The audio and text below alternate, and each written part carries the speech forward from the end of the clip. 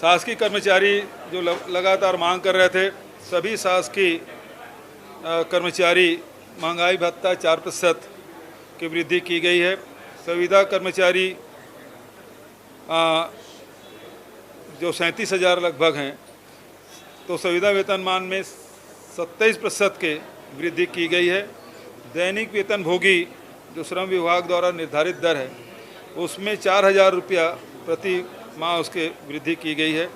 अतिथि शिक्षक उसका 2,000 मासिक वृद्धि की गई। समस्त पटवारी का 500 रुपया और सभी शासकीय सेवक 7वें वेतनमान पर 20 श्रेणी शहर हेतु 9% तथा C श्रेणी और अन्य शहर के लिए 6% भाड़ा भत्ता, गृह भाड़ा भत्ता दिया जाएगा। सभी पुलिस आरक्षक को 8,000 रुपया किट भत्ता वार्षिक उसको दिया जाएगा। मितानिन ट्रेनर, ब्लॉक कोऑर्डिनेटर एवं हेल्प डेस्क ऑपरेटर दैनिक प्रोत्साहन भत्ता 100 रुपया प्रतिदिन दिया जाएगा। पंचायत सचिव जो 15 साल की जिसकी सेवाएं नहीं हुई है, 15 साल से कम हुई है, उसको 2,500 रुपया और जिनका 15 साल से अधिक हो गया है उसको 3,000 रुपया प्रति माह उसे मासिक दिया जाएगा। उसके साथ साथ उन्हें जो मातृत्व अवकाश है, पितृत्व अवकाश है, वो सब भी दिया जाएगा और 10 लाख तक की उपादान राशि एवं 5 लाख तक के चिकित्सा व्यय प्रतिपूर्ति का भी लाभ दिए जाने की घोषणा मैंने विधानसभा में की है। तो इस प्रकार से जो कर्मचारी लगातार आंदोलनरत थे, मांग कर रहे थे, उसकी घोषणा मैं की। अब जो बजट है, मुख्य बजट 1,21,500 करोड़ का था, अब 6,032 करोड़ मिला के अब 1,27,532 करोड़ का आकार हो चुका है। तो ये राजकोषीय जो घाटा है वो 15,199 करोड़ का है और वर्ष 23-24 के लिए जो GSDP है वो 5,09,043 करोड़ का है। अनुपूरक सहित राजकोषीय घाटा 20,040 करोड़ का है। पुलिस का बताया ना, पुलिस वालों के लिए जो 8,000 रुपया जो 26 आइटम उनको देते थे, उसके नगद हम लोग उसका भुगतान करेंगे। हम आवास में आपने देखा कि 2011 के जनगणना के आधार पे बना है, अब 2021 में होना था।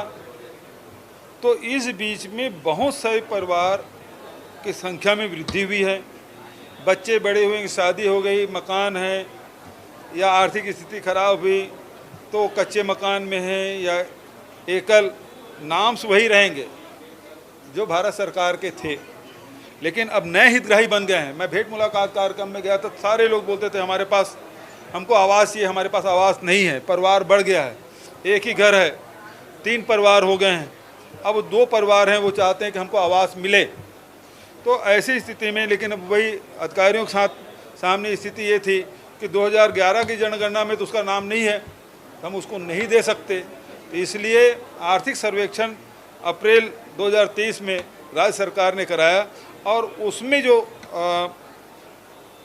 डिमांड आई है, सर्वे में जो रिपोर्ट आया है, तो उसी आधार पे ग्राम सभा से प्रस्ताव पारित होने पर पहले मतलब जैसे आवासहीनों को देते हैं, कच्चे मकान को देते हैं, पहली प्राथमिकता क्या है? जो आवासहीन है। दूसरी प्राथमिकता क्या है? जो कच्चे मकान के हैं। तो इस प्रकार जो भारत सरकार ने जो गाइडलाइन तय किया, उसी के अनुरूप ग्राम सभाओं के प्रस्ताव पारित करके फिर उनको राशि दी जाएगी। उसके लिए भी बजट में प्रावधान है। देखिए, उसमें कुछ नहीं, जितना हम उपलब्धि बताते हैं ना, राजीव गांधी किसान न्याय योजना, तो उसमें घोटाला भर और लिख दिया। गोधन न्याय योजना, तो उससे हमने घोटाला लिख दिया। मेहनत भी नहीं किए भाई इसमें, बिल्कुल उसके सामने में जितने उपलब्धि है सबको घोटाला घोटाला घोटाला लिख दिए। कोई तथ्य नहीं है इसमें, केवल जो उपलब्धि है उसके सामने घोटाला लिख दिया। पहले तो मेहनत भी करते थे, अब मेहनत भी नहीं कर रहा है। ठीक है, थैंक यू भाई। बहन मायावती जी, हमने उत्तर प्रदेश में देखा है और पिछले चुनाव में छत्तीसगढ़ में देखा है। भारतीय जनता पार्टी के दबाव आके जोगी से समझौता किया। जो जोगी जी दिल्ली नहीं जाने की बात करते तो लखनऊ जाके उन्होंने समझौता वार्ता की, वहीं से घोषणा पत्र जारी किया, दोनों मिल के लड़े, तो आखिर में 2 सीट उनको, बसपा पहले भी 2 सीट थी, अभी 2 सीट, 1-2 सीट रहती है, उतना उन्होंने प्राप्त किया। देखिए उसके साथ बहुत सारी बाध्यताएं हैं।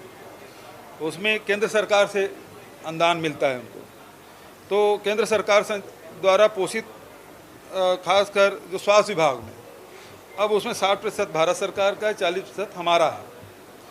और यदि हम परमानेंट करते हैं तो 60% भारत सरकार देगी क्या? जैसे परमानेंट करेंगे वो राशि देना बंद कर देंगे।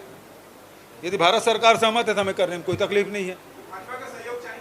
बिल्कुल चाहिए, देने उसको करवाए। भारत सरकार यदि 60% राशि परमानेंट करने के बाद भी उन शासकीय सेवकों को, डॉक्टर को, स्टाफ को यदि देने के लिए तैयार हैं, या दूसरे विभाग जितने भी उस प्रकार की योजनाओं के तहत जो संविदा कर्मचारी हैं, जो 37,000 हैं, यदि उनको भारत सरकार सहमति देती है तो परमानेंट करने में हमको कोई अड़चन नहीं है।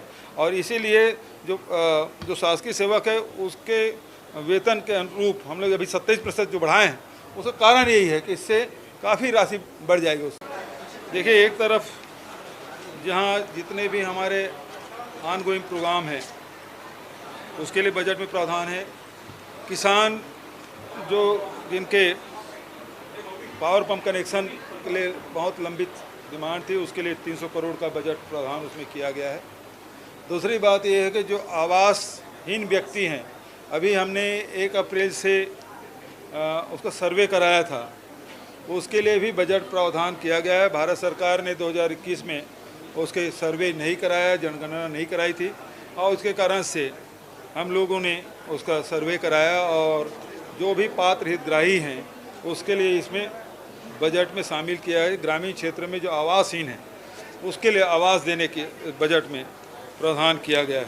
बात बिल्कुल सही, मैंने तुलनात्मक बताया कि अन्य राज्य जो हैं, चाहे गुजरात हो, चाहे वो महाराष्ट्र हो, चाहे वो उत्तर प्रदेश हो, तमिलनाडु हो, आंध्र प्रदेश हो, ये इनके तुलना में हमारी स्थिति क्या है।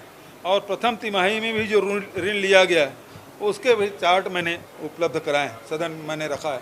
तो इस हिसाब से देखें तो छत्तीसगढ़ की आर्थिक स्थिति बहुत सुदृढ़ है, मजबूत है। भाई यदि उनका प्रेम होता तो 15 साल में दिखाई देता।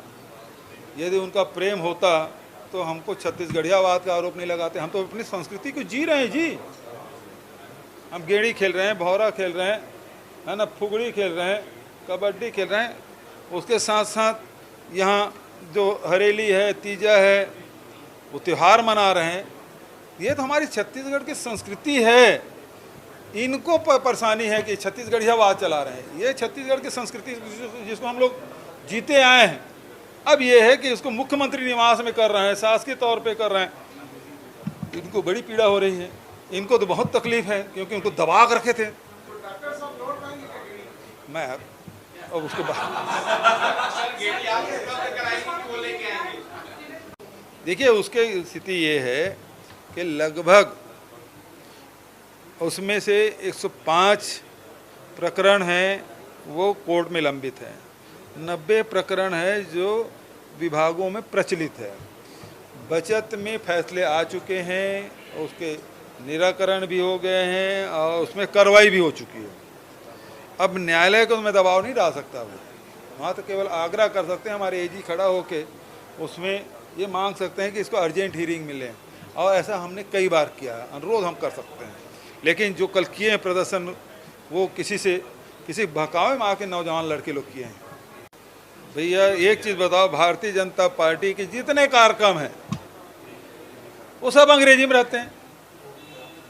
Startup India, stand up India, shining India, खेलो इंडिया, तो ये किससे प्रेरित है? अब तो इंडिया वर्सेस मोदी हो गया है। एक तरफ इंडिया है, दूसरे तरफ मोदी। सर क्या लगता है मोदी जी घबरा रहे हैं कि कल उनका भाषण पूरा उसी में केंद्रित रहा था? अब तब तो वो जो 38 लोगों की इकट्ठा किए है ना, वो आप लोग भी नहीं बता सकते वो 38 कौन है। 26 का तो बता सकते हो कि हाँ ये इस दल का है, इस प्रदेश का है। जो 38 में से अधिकांश को आप नहीं जानते, पत्रकार हो भी नहीं जानते, जो दिन भर खबरों में रहते हैं। करनी होगी, नियमित तुमको करना होगा, नियमित तुमको करना होगा, कलेक्टर रेट देना होगा, कलेक्टरेट देना होगा। इंकलाब जिंदाबाद। भूपेश बघेल हाय हाय भूपेश बघेल मंत्री छोड़ो भूपेश बघेल मंत्री छोड़ो। आज हड़ताल के 17वें दिन आपके 3 साथी आमरण अनशन पे बैठे हुए हैं। क्या रणनीति है, क्या लग रहा है कि सरकार आपकी बात को मान सकती है? पिछले 3 जुलाई से हम यहाँ पे धरनास्थल पे प्रदर्शन कर रहे हैं। हम एक काम को लेकर निवेदीकरण, क्योंकि आज 17वां दिन है, शासन प्रशासन के काम में जो तक नहीं रह रही है। पिछले क्रमबद्ध तरीके से हमने अपना आंदोलन को सफल बनाया है। आज 17वें दिन हमारे भाई जन आमरण अनशन पे बैठे हैं और जरूरत पड़ेगी तो महिलाएं साथ भी आमरण अनशन पे बैठेंगी, क्योंकि हम चाहते हैं, निवेदन करते हैं कि सरकार हमारी बात सुने, हर तरीके से संवाद स्थापित करने की कोशिश करे। आज 17वें दिन भी हमसे कोई मिलने नहीं आए और इनकी जान पे अगर बन आती है तो उसकी पूरी जिम्मेदारी शासन प्रशासन की है। आज संविदा कर्मचारी आमरण अनशन पे बैठे हुए हैं। आपकी क्या मांग है और आप कितने दिन तक आमरण अनशन में बैठेंगे?